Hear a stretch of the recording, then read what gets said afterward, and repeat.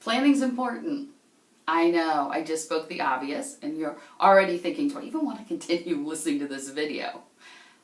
Yes, stick around a little longer while I share why planning's important.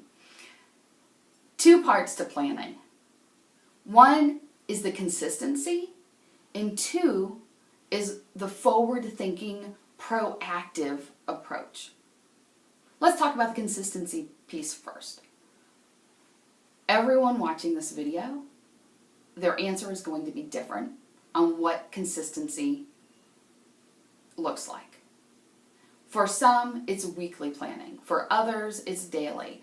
For others, it's monthly, quarterly, yearly. For some, it's all of those pieces. If it's weekly planning, maybe it's a Friday night, maybe it's a Sunday morning, maybe it's a Monday morning, maybe it's a Wednesday afternoon. It differs based on your life, your philosophy, your constraints of your business, all of those pieces. First step, figure out the consistency part. What do you want to try when you are planning? Then comes the second piece, the proactive forward thinking. The purpose to plan and plan consistently is so that you're a step ahead of everything that's coming at you throughout the day and throughout the week. So that you're prepared for what you're facing. You're prepared for appointments, you're prepared for clients. You aren't having that, oh, if I could have just started sooner feeling all the time.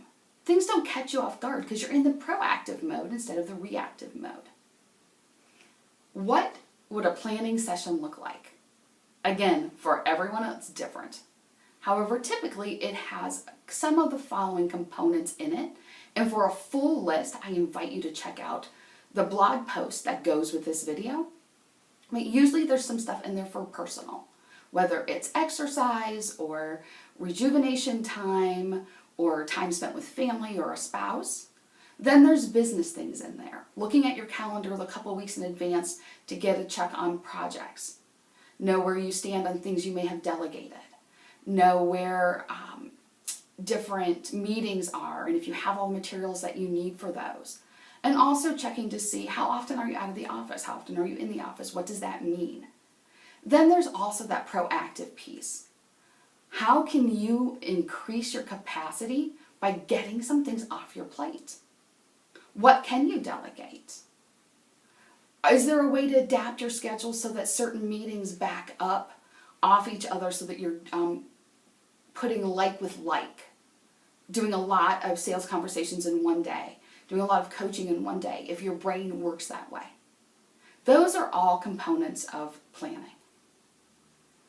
Again, it's up to you how often you do it, what works for you. Also, it's up to you what pieces belong in it. My advice, create a checklist of all the things you want to look at when you're planning so that it becomes automatic when you sit down to have your session. I'm Lisa Mallis, your capacity coach and owner of Impactive Strategies. If you would like to know what your personalized planning session could look like, I invite you to consider working with me. Apply for a complimentary discovery conversation where we can figure out what your unique system looks like.